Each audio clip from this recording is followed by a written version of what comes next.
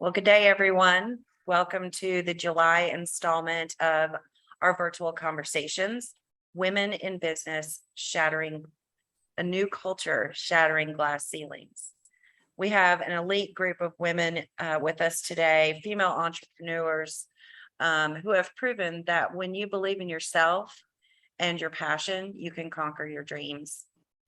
Our moderator, Ginger Pilgrim, whom I'll introduce in a moment, will guide us through our conversation that we hope will motivate and inspire you to overcome any doubt you may have about pursuing your journey to owning a business or career advancement. So before I begin, I'd like to introduce the team here at Leadership Memphis. I'm Michelle Dooner. I'm the Director of Development and Engagement. We also have Kenya Johnson, who is our Director of Programs. We have Jewel Williams, who is a project coordinator. We have Austin Brown, who is our alumni engagement coordinator. I believe I saw Shelby Stone Cipher, who is our Director of Volunteer Memphis and Community Engagement. And last but not least, but most importantly, we have Reggie Crenshaw, our President and CEO, who would like to say a few words. Thank you, Michelle, and welcome everyone. Thank you for the opportunity to be here to hear such great women in business talk about all the things that they've been able to do to shatter the glass ceiling and really to establish a culture that would be most appropriate for where we are today. So I want to just give you a brief welcome and just make sure that everyone understands we're so excited. Some of you are very familiar with Leadership Memphis and all the things that we do. But most importantly, we're always excited to spotlight people who are doing great things in the community because we're all here to try to make our society, our community be the best that we can have it. So thank you again, and I look forward to hearing.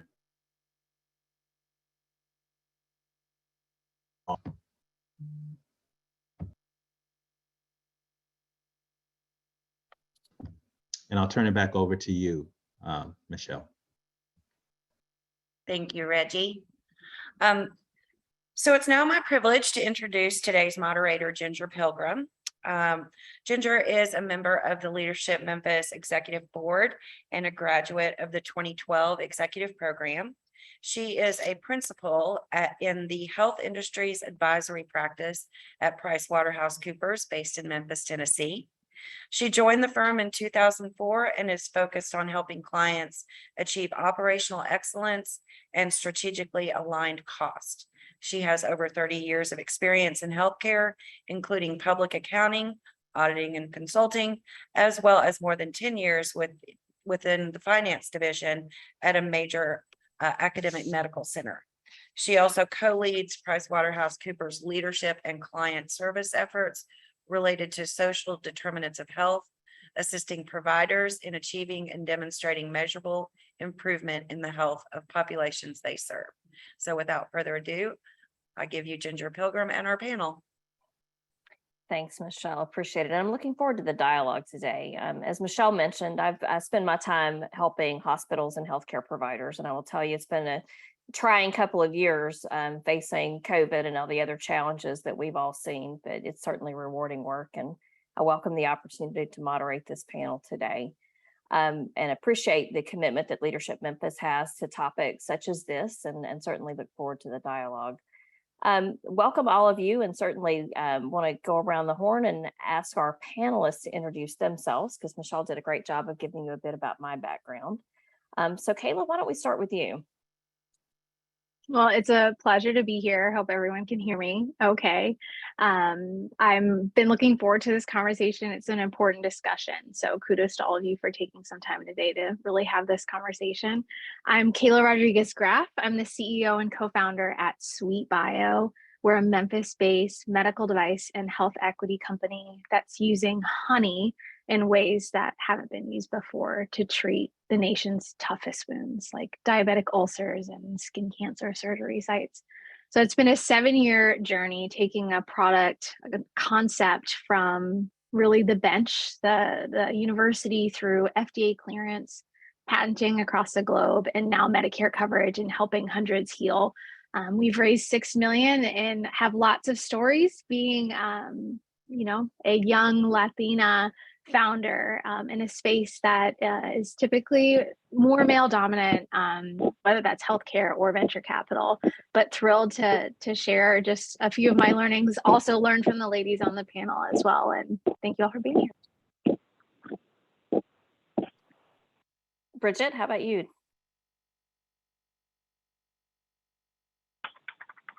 Bridget, you're on mute.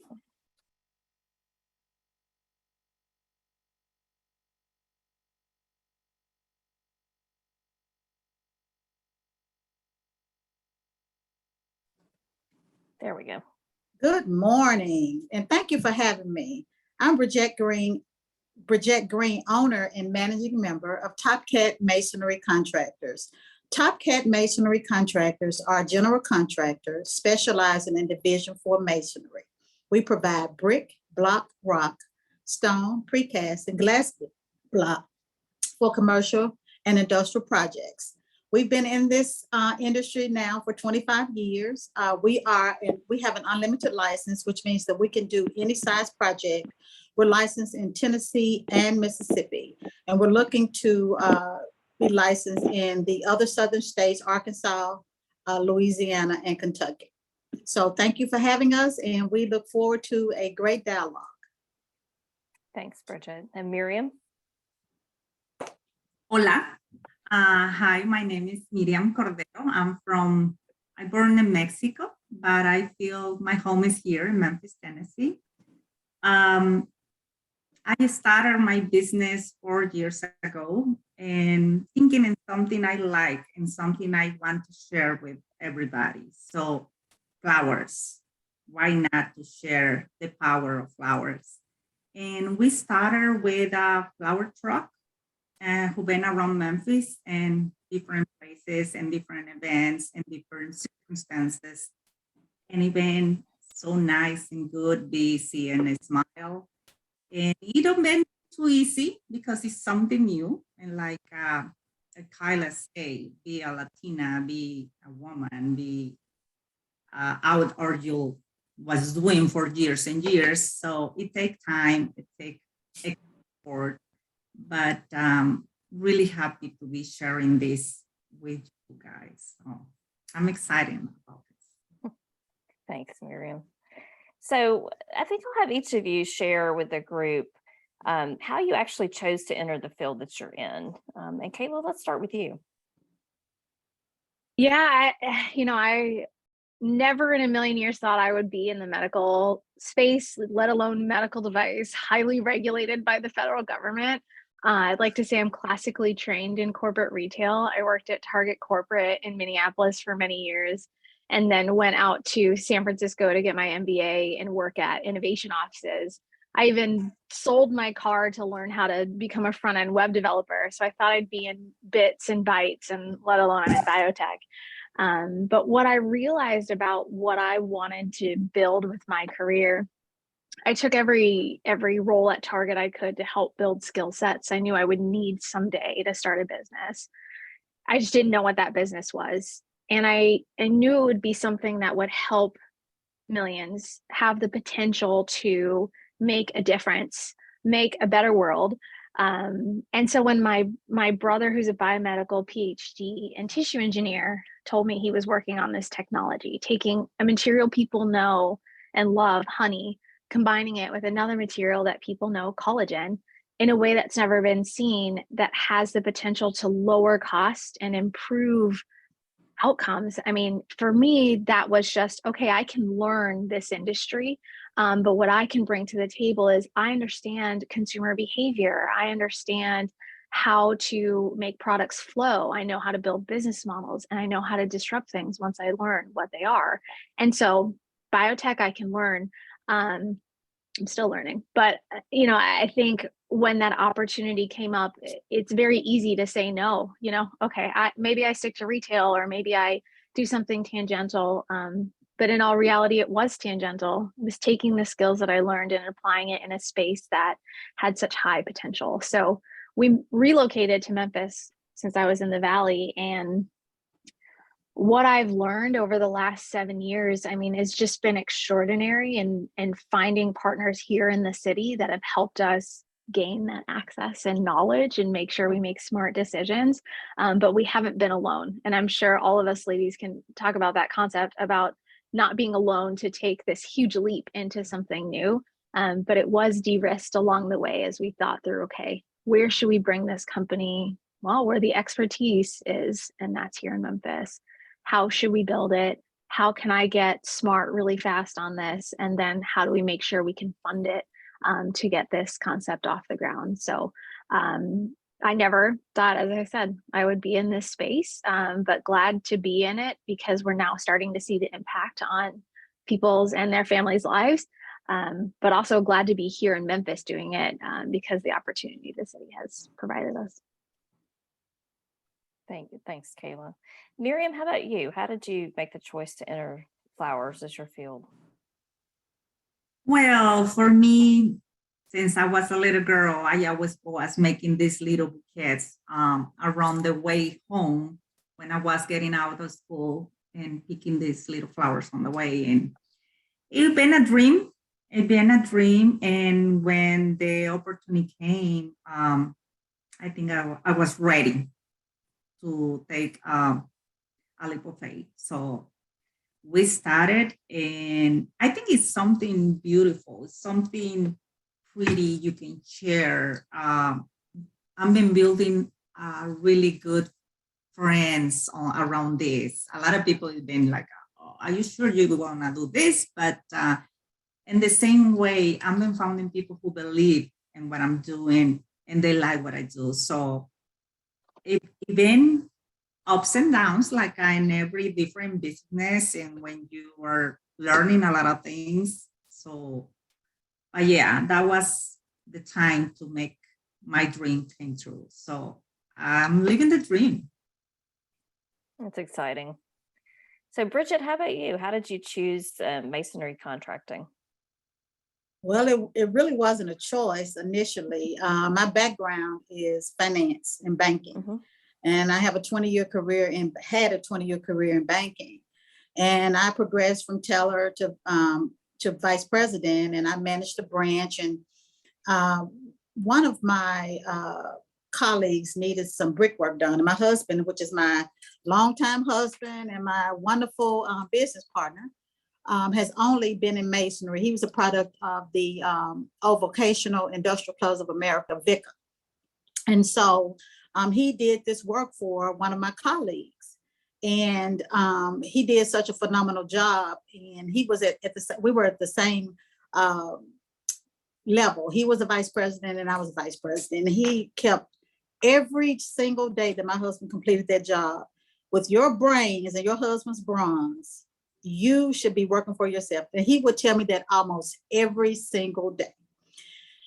And so finally, I was like, why do you keep saying that? And he was like, you should be doing something different. And so I began to research what it would take to start a business and what that would look like. And we started. And one night in the den of our home, I had researched everything. We had gotten the business license, did everything that we needed to do. And so that's how the business was birthed 25 years ago in the den of our home, out of a dream. And we're still today realizing that dream. So I would just encourage everyone, don't not listen to other people, because sometimes other people see in you what you don't see in yourself. And so that's how our dream started. And again, we're still realizing that dream. Thanks for that. That's actually very inspiring. I know we've all had experiences that are similar where others pushed us maybe beyond what we thought we were capable of. I'm sure being a woman in a contracting business has brought some uncertainties along the way. Could you share with us some of those uncertainties you've encountered?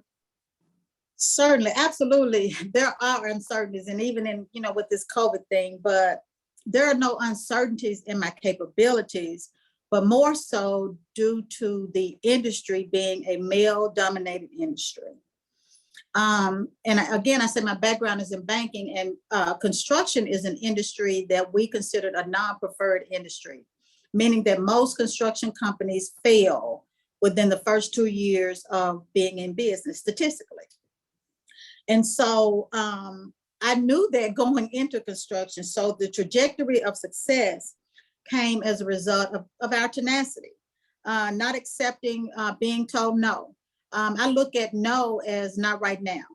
And being in banking, I always related back to banking because in selling product, we would sometimes introduce a product and the customer would not be familiar with that product. And so they would say no, and we were always told that no just means not right now. So I use that same philosophy in business. And also persistence drives success. You cannot give up on what you think your dream is or what you want to do, because you need to be persistent. You need to have tenacity. And so having that persistence in our business model, we decided that quality would be our vision and our mission as opposed to quantity. And so we've learned that it's not taking on every job, because everybody that is in business does not have your best interest in business. So for every job that we did not get or that we don't get, it proves to be the best thing, because you just cannot go out and haphazardly do things and you don't have the strength or the position to be able to do that. So I would just tell you to be persistent and have tenacity and follow your business model and not what other people tell you that it should be. That would be my advice. And so, Bridget, following on that and all the challenges that you faced and this positive view that you have to persist, is there a particular breakthrough moment that you feel like changed the trajectory of your business or defined success for you? Sure. I would say that the recession of 2008 was our defining moment. During that recession, I was on a train coming from Chicago. I had gone to see a play with a couple of my girlfriends. And we had just signed a $3 million contract to do Douglas High School, to perform the masonry on Douglas High School. And the next week, the recession hit. And that was like a godsend, because there were so many other businesses that had to close their doors as a result of that. But God saw favor and gave us that opportunity to be able to employ. At that time, we had about 72 employees. And to be able to maintain that employee base and to be able to provide benefits to the community and also sustain their lives was very profound. That I think that was a grandiose feat, and that helped us maintain our success. And again, helped us to stay relevant and doing the type of work that we love to do. So 2008 and now COVID has also taught us a lesson, because COVID, during the early onset of COVID, we were deemed an essential business. And we were running around, didn't know what to do, and following the CDC guidelines and typing up letters for our employees to put in their cars in case they were stopped by the police, wondering why you're out. And so those experiences has taught us to always be vigilant and always be cognizant of the things that are going on around you. Thanks for that, Bridget. Miriam, how about you? Can you share some of the breakthrough moments that you've had in your business?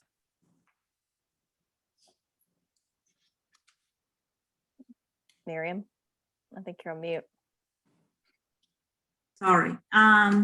Yeah, I think the moment for me when I was doing two jobs, I was trying to do my flower truck on the weekends. I was having a regular job in the week, so I was burned out, and I wasn't having pleasure what I was doing. So it was the time to set up a goal and set up a time to saying, I go in this way, I'm gonna go do this.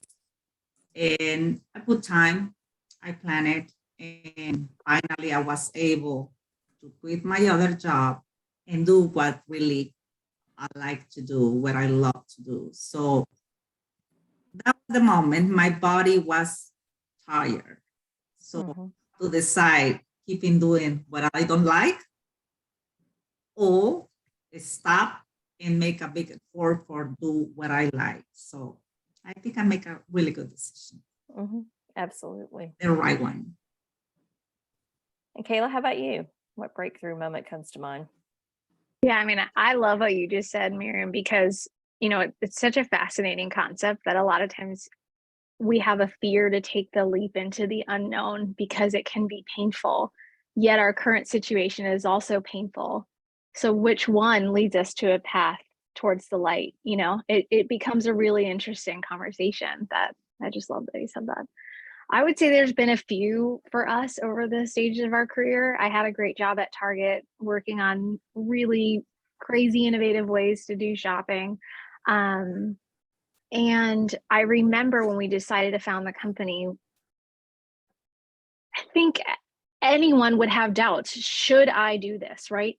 I think with women, we had this conversation in our prep call last conversation, but for some reason, it appears that women get asked the "Are you sure?" question, sometimes a bit more than maybe a male would be asked the "Are you sure?"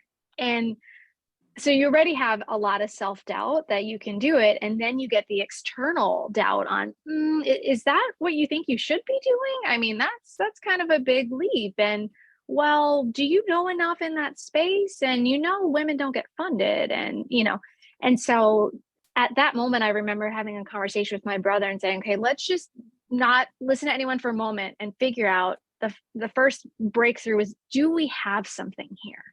When you come up with a new business idea, I like to call it an idea-let. It's a baby idea. It's not $1 billion yet. You've got to refine it. You've got to build it. You've got to shape it. You got to break it down and rebuild it. So we said, okay, do people want this? Is there a market? Is it big enough? Are people willing to pay for it? And are they going to be willing to pay for ours? Can we patent it? And can we make it for profit? Can we make it for less than we can sell it for? And if all of those make sense, let's go apply to Accelerator. And that's a program that helps startups in a pretty short amount of time say, you have something here. And we got into the top one in San Francisco, and we got into one in Memphis. And I remember selecting Memphis and getting calls from the San Francisco company saying, are you crazy that you're going to Memphis in 2015 when the Valley is the place to be? And I said, yes, I'm crazy. Thank you for validating that. But that's a good thing. And Memphis is the place to be because of a variety of reasons, especially the expertise. And we made that decision, but it was de-risked. And I think a lot of times when you look at a startup or it's like, wow, they made this huge leap. I could never do that. And it's like that came with funding. I didn't have to go completely without, I could take this risk. And I had a great relationship, so I could go back. And then at the end of the 3-month program, we raised $1 million. And that was the next, okay, we're doing something that's important here. But the next month I go to a meeting and I get maybe you should bring your parents next time when you're pitching, and just really awful comments. And I'm just like, am I doing that? And I'm like, what is with this doubt? And again, sat down with my brother and he said, it's because they don't get it yet. We're onto something. And really that helped me reframe my mind that success for us is about content times delivery. If we believe the content's there, then let's work on the delivery message to be able to increase our chances of somebody understanding it. And if there's a disconnect somewhere, let's really identify where it is.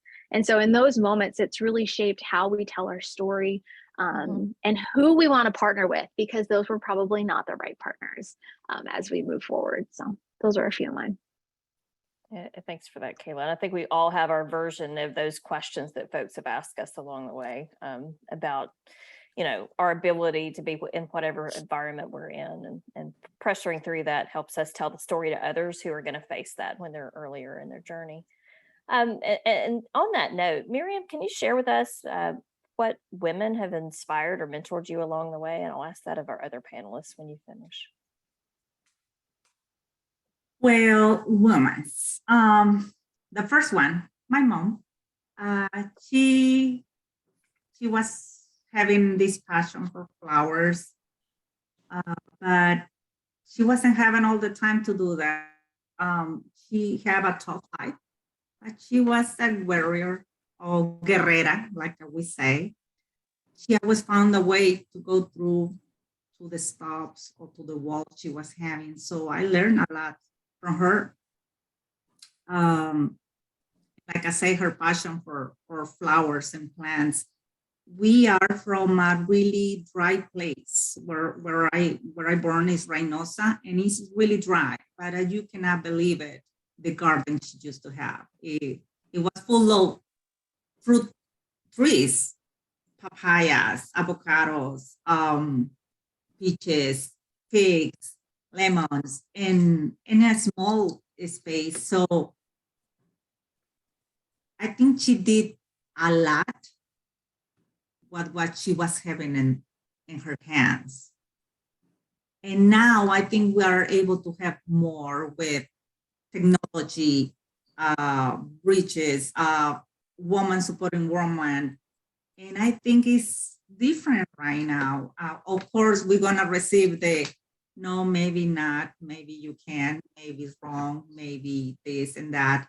But at the same time, we can find a group of women, they can help us. I've been receiving a lot of help for Casa Teatro, if I can mention.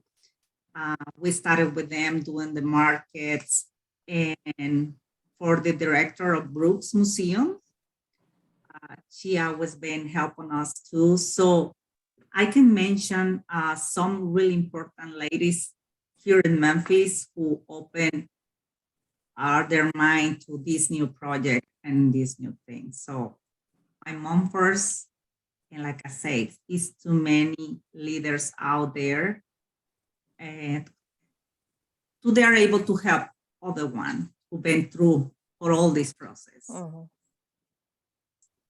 So Bridget, how about you? Can you share some of the women that have inspired or mentored you along your journey? Sure.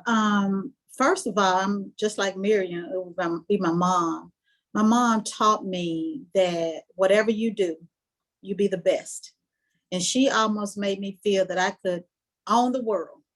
And also, I had a supervisor at the bank, and you all may have heard this story before, but she taught me what not to do.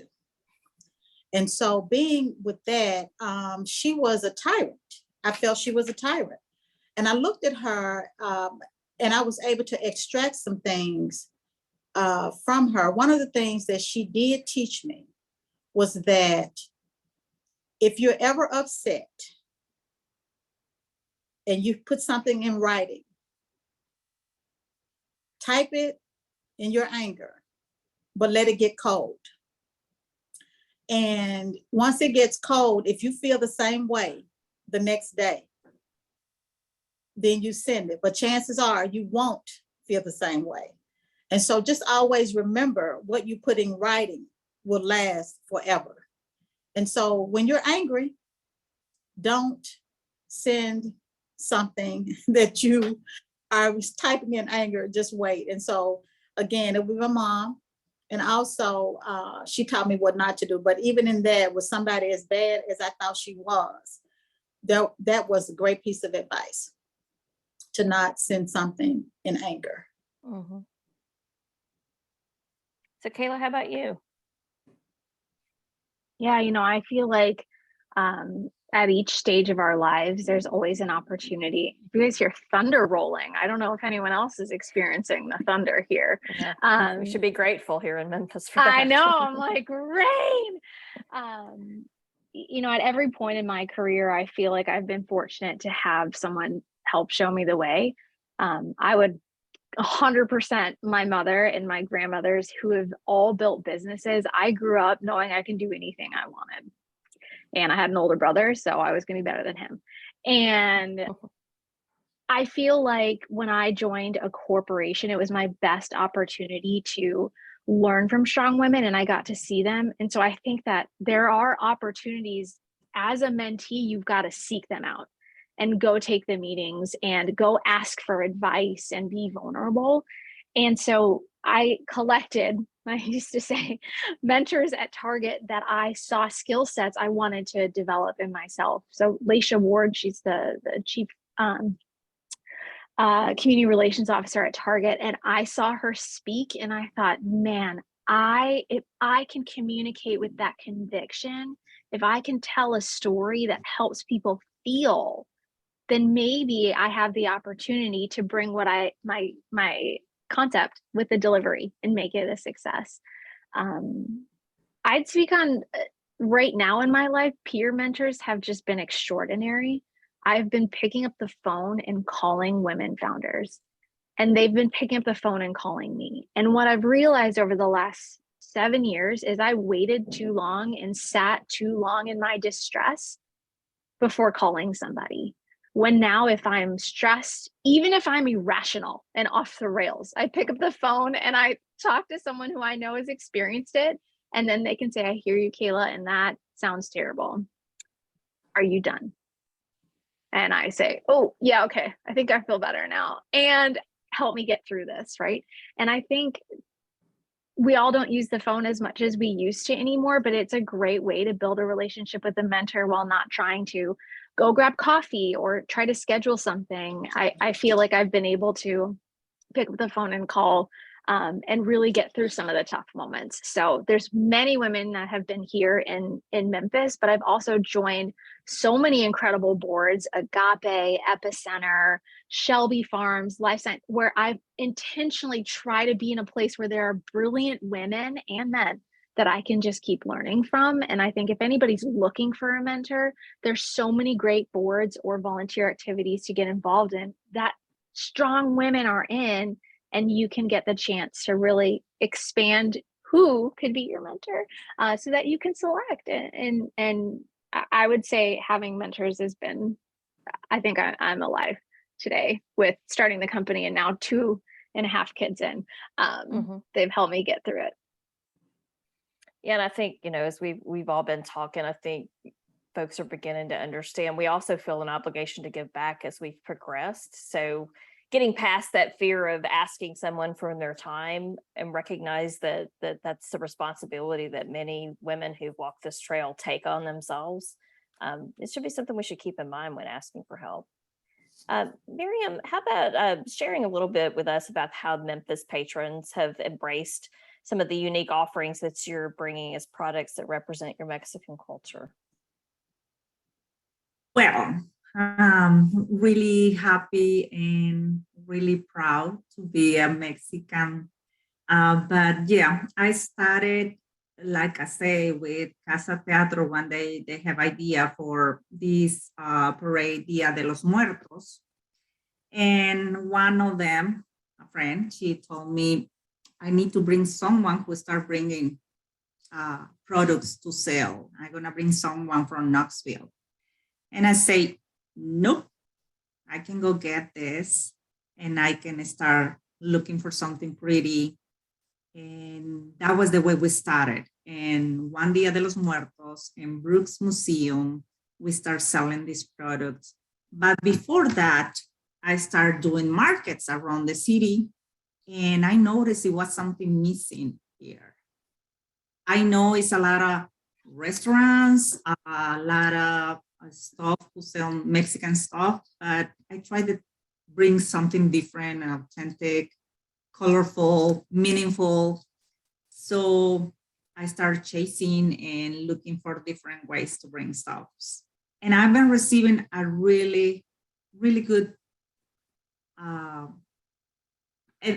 a really good opinion of the people. Like they've been embracing this for different reasons. Some people, they cannot go back to the country.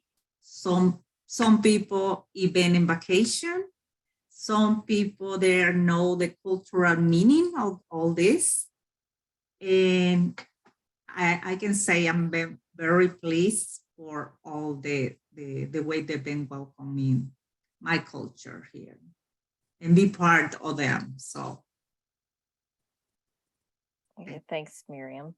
So Kayla, a question for you. You talked a bit about relocating to Memphis. And let's share what resources in Memphis actually helped you to take your business from where you were when you got here to where you are now. What are the resources you used here locally?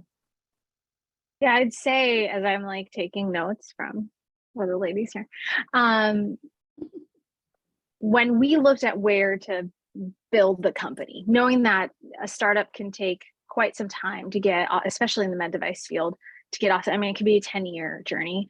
At a high level, we want a place with industry expertise, with some hospitality that would allow us to be vulnerable and ask questions, and with a budding entrepreneurial ecosystem that hadn't figured it out yet. You know, I think at the time in 2015, Silicon Valley knew they were the startup capital of the nation, and basically insert company output unicorn, billion-dollar valuation, right? To me, that's a manufacturing facility. It's not entrepreneurship. And I have a lot of respect, and there's just so many wonderful companies, but Epicenter was forming here and building companies and helping companies build that were uniquely Memphis, that looked like our city from a diversity, equity, and inclusion standpoint, that represented an over majority that we have of women, that was challenging the status quo on what entrepreneurship could look like. And so I wanted to be part of that. So when we joined, we intentionally plugged in through the accelerator program, but also through the entrepreneurship ecosystem. So if anyone's interested in starting a company, whether it's a high growth company that is looking for venture capital, or a shop that you want to grow into one or franchise or build multiple, Epicenter is just such a fantastic place to start and ask questions. That's what shows up, you know, that's why we chose to be here. But why we stayed is your business is all about managing risk. And I would say there's 4 categories of risk that we pay attention to, and that's our product, our market, our team, and our execution. And at any point, we've got risks in there. And how do we make sure we identify what they are and mitigate them at every stage that we're in? And so when we've been looking at, okay, we have an execution risk of getting this to market, Regional One has this fantastic program that will allow us to help treat their patients with our FDA cleared product and get in-depth market feedback. And so as we identified which risks, we were very easily able to identify which partner here in the city could help us de-risk it, answer questions, and then pivot if we needed to, or refine the model to make sure that we were positioned for greater success. So I would, you know, if anybody's looking to start a company, I would definitely say Epicenter is a place to be. But if you haven't done a risk management analysis, it's kind of fun to say, okay, here's what we need, and then where in the city can we find answers to this? And it's been wonderful to see the reception of when we come with that message, how we've been able to partner and move things forward. That's very helpful. And I think it's always good for us to recognize as members of the community here, we have a lot of resources here in Memphis that are accessible to all of us, and how we leverage those can be critical to our success. So Bridget, I'm going to shift gears just a little bit here, and the level of success that you've achieved in your career and with your business. Can you share with the group some of the ways you're giving back and adding value in the community? Certainly. I would say being in business now 25 years, which still sometimes just blows my mind. We're currently on our 2nd generation, and pouring into them everything that we know, because we were not able to have someone already have learned what we should have already known. So some of our falls were really, really hard. And my knees are probably showing a little bit of sign of that, but it just had to get up and keep on moving forward. We've also implemented an approved apprenticeship program through the U.S. Department of Labor. And that program has allowed us to be able to reach back and help others, also aligning with other partners within the industry, because we're not on this island by ourselves. We have to get other people to help us. And so there are 3 other companies that we're forming. It's called TAP. And it's TAP Consortium. We're working with Southwest Tennessee Community College, TCAT, and now the Greater Memphis Chamber to try to get a little bit more footing to ensure that this is a part of our fabric. Serving on boards, aligning yourself with trade organizations, giving back in ways that they have, making contributions as part of your team. Our team did the Samaritan's Feet one year, and when I brought the message to them, they were like, "I'm not washing nobody's feet." It was so funny. But once we went to the outreach, and they were like, I want to wash feet. I want to wash feet, because it was so rewarding. And so sometimes you bring things to your team and they're not really responsive. But once you are so adamant about doing it, it became a part of our ongoing give back. And so that was really a rewarding thing. Consulting, helping others that are new in the industry, giving them advice. Also, going to organizations or going to trade shows that are not a part of your business model. For example, we're in construction, so we would go to trade shows maybe for engineering, trade shows for architectural, because those are feeder businesses that feed into our business. And so not looking at your company as an island, but also all the people that are on the island that can help you achieve your goal, and just giving back and being a trailblazer and relying on how important construction is to everything that we do, every building that we occupy, every thing that we do, every bridge that we cross has something to do with construction. Mhm. And also, construction is something that has not been pretty. And my thing now is we have to make construction pretty again. And what I mean by that is we have to let people know that this industry is so vital to the success of the world. And we need to have people that want to be in the industry, that are seeking to be in the industry, and also know that it's not just all dirty. But that dirty can give you a sense of purpose, because you can drive around the various places and see all of the wonderful buildings that you've had a hand in building. So just staying focused on giving back to the community, because we're only as good as the community that we serve. And so we have to have a positive contribution to the community at all levels, financially, good stewards or whatever. So if you see paper on the ground, pick it up. It's just not, it's just not about doing the big things. It's about the small things as well. So that's what things that we're doing to fulfill our community involvement. So Miriam, how about you? Give us some ways that you're giving back in the community and to others around you. Well, besides all the cultural stuff, I've been talking about my Mexican roots and about teaching how are the traditions and all that stuff. I've been working with young girls at my shop, and I just have one son. So have that female figure. One of them, she worked with me. She's been working with me for 1.5 years. She's the daughter of one of my best friends.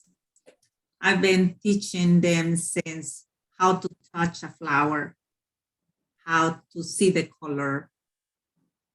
I remember I was telling her, can you pass me that flower? She was kind of rude. I said, you have to do it with love. You have to see what you're touching. And I think that is how we give back to the community. Every life that we touch, every person who came to our shop, to our life. And I think is what it is. We are a community. Mm-hmm. If we do our part in a good way, in a kind way, it's something we're gonna show to the next generation, to the neighbor, to a friend.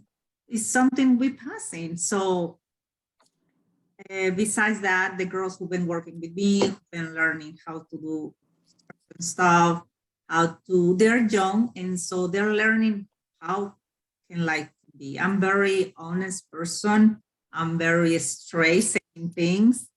So I think I'm gonna be part of the life for long term. So I know one day they're gonna say, my first job was this crazy lady who was person was selling sugar skulls, and she was all colorful and things like that. But I think is the way we put on our community, the love we put on them. It's not just me, it's my whole family. Mm-hmm. My stepson, my husband who helped me to bring the packets, to do everything. My son who this past weekend, he was helping me to bring this arrangement and Crosstown to put it in the right place. My daughter-in-law who helped me to go through these questions, and all the support is not just, I'm teaching them something too. I'm been for 15 years and something so different. And now my family seeing me doing this is like, oh, we can do that too. And my husband have a really good business and he been doing really good. But my stepson, he say, I think she's more famous than you. But it's not that. It's so different, and that's all. But we love flowers, and I think all the family, we've been learning in this process in too many ways, and we try to give to the community and showing our kindness or try to do better over here. And I think our project is really pretty. Besides the flower truck, besides what we do in the events, in the cultural events, it's something a child is growing and is learning. So I think we are doing our part. Absolutely. So let me pause and have Austin address some of the questions that we may have seen in the chat. Austin.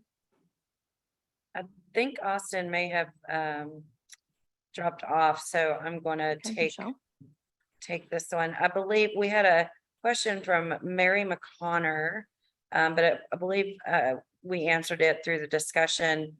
It was about mentorship and support from other women business leaders and entrepreneurs and specific networks that have been beneficial for you all. So I believe we answered that.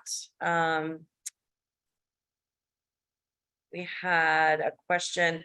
Do you see mentor/protege programs as an opportunity or entry point for scaling future entrepreneurs? So one of our panelists. I'm happy to take that 100%. Yes, mentor protege programs are, I think, critical for women in particular to see themselves as an entrepreneur. I would say, and this kind of ties to the next question I was reading in the chat too, but the earlier we can expose girls and young ladies to this as a path for them, the more, I mean, just imagine the ideas and the companies that we can build. And I think if I had a mentor throughout this journey, I think I could have probably saved a year or two in learnings. And not that it's not, of course, I want to have adversity and learn the hard way. I just want to have it in the moments that make the optimal impact, right? And I think what mentor protege opportunities in entrepreneurship can do is say, okay, you shouldn't have to worry about how to build a financial spreadsheet. That's not where you should struggle. You shouldn't have to worry about how to set up payroll. That's not where you should be spending your time. You should be worried about how to innovate to stay ahead of your competitors. How do you maintain your defensibility and reverse engineer your product market fit so that it beats everybody? Like, that's where I would love entrepreneurs to be spending more of their time, when the reality is they spend a lot of their time on back office and fundraising. And so I think through mentor programs, that piece is pretty well defined and pretty easy to teach. And I think it has the opportunity to just leapfrog some time for women to get through the muck of entrepreneurship and focus a lot more on the innovation. So I think it's could be massive. And I even mentor protege from just an awareness day. You know, it's just one day where you can see what life of an entrepreneur, ask questions, to Launch Tennessee does a great job of putting interns in, or even somebody who's later on in their career that says, hey, I want to start a business, matching them with an entrepreneur now that says, okay, what do I need to know here? But I think it could be incredible. Thank you, Bridget or Kayla. Miriam, other thoughts? Yeah. And I would just like to add also with the mentor protege, as far as construction goes, it's good to have a mentor, but that mentor should add value to you because you're adding value to them. And I would just encourage people not to just get in a program and just look at what they're doing for me, but look at what you can do for them and how you can partner with that company. Also have questions that you know that's going to make a difference to your bottom line. A lot of times we waste a lot of time because we can do a particular job, we think, if it's making pies, but we don't know all of the nuances that it comes with running a business.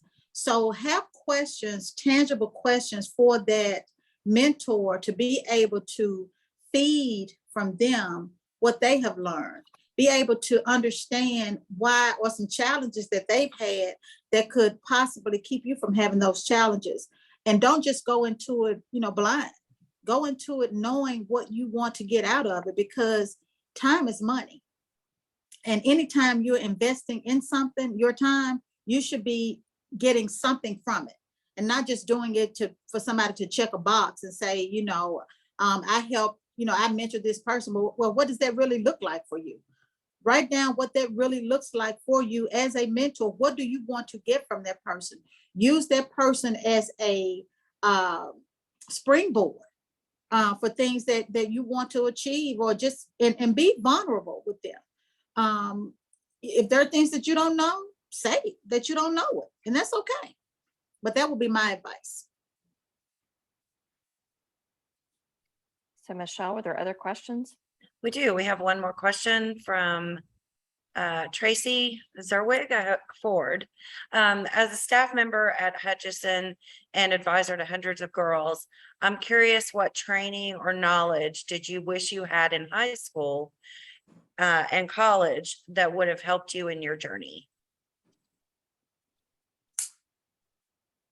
And then we're going to have one more question after this. So I'm happy to start with this too. I think a lot of times I got asked what I wanted to be.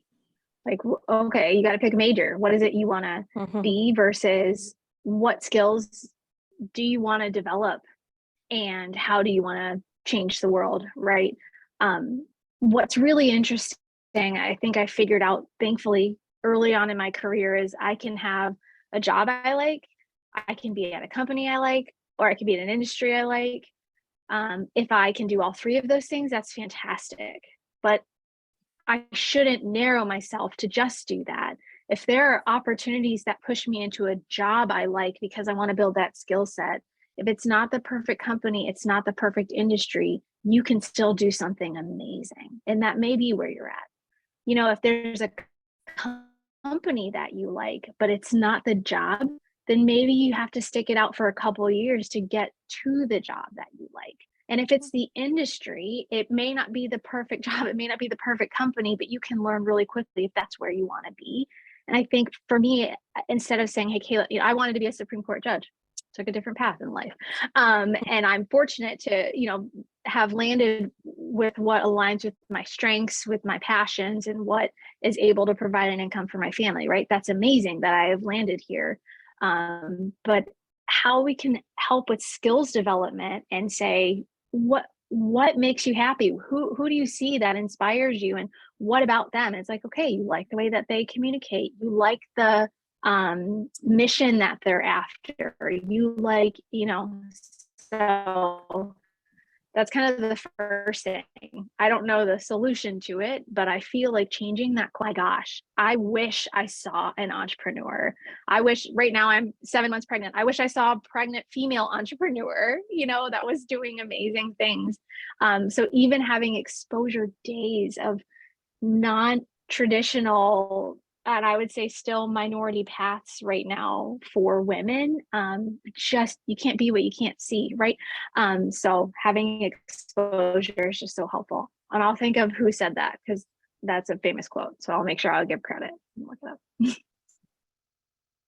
Just like to also add to that, one of the things that I tell people all the time is that if I I feel like if I had an opportunity to be in another state after I left college, I would probably not be in Memphis. And I think exposure is one thing that can help young people advance what they love to do. And ask them, what is it that they like to do? Because 9 times out of 10, if it's something that you like, you're going to want to make it better. And if you can see other people doing that, will help you greater achieve your success. And so, alignment with non-traditional industries. And one of the things I will add to that is even now, that we went to a model with the schools, every day, everybody college bound. And that's not the case. Everybody is not college bound. There are some people that have never gone to college that have made a profound impact in the world. And so we're seeing the result of every day, everybody college bound to where we are today. And there are industries that are suffering because there were no entrants to that industry.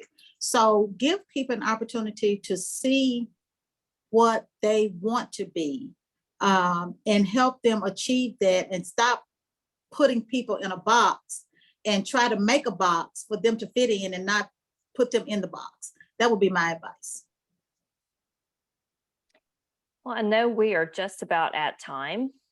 Miriam, did you have something you wanted to add? Yeah, I want to mention something fast. What they were saying, they were right all the way, but I want to mention something. Sometimes we don't have the opportunity to know what we want. I've been working with young girls and they don't know. And like I say, I love flowers, but my path going different way. But I have to learn something. And the place where we was, and we have to open to learn all the way through. Wherever we are, we always have to be open to learn. Sooner or later, sometimes later than soon. And I know, wow, we learned that. Like I was 15 years doing sales, making orders for other people and the way I was selling. Now I'm making orders really easy to order flowers, to order this. It was a training all this time. And it wasn't just, I was receiving a check and I just feel it that way, but it was a training for where you're gonna be. Exactly, Miriam, that's helpful. I think I call it the mosaic. We go through a lot of things in life and that paints a mosaic over the course of our career that we don't know at the time when we often look back. Yes. Well, I do want to take just a moment to thank our panelists and thank all of you for joining and spending this hour with us. Hopefully you've heard some things that are inspiring and also reminds us all that we have a responsibility to help others along the way as we achieve success. So with that, I think, Michelle, are we wrapped? Is there any closing administrative items or? No, we just want to thank you all so much for your attendance today and look for the next virtual conversation in September. We'll be sending that out through Eventbrite and emails as well. So we appreciate it. Everyone have a great afternoon. Thank you so much. Thank you. Thanks, everyone. Thank you. Thank you. Awesome discussion.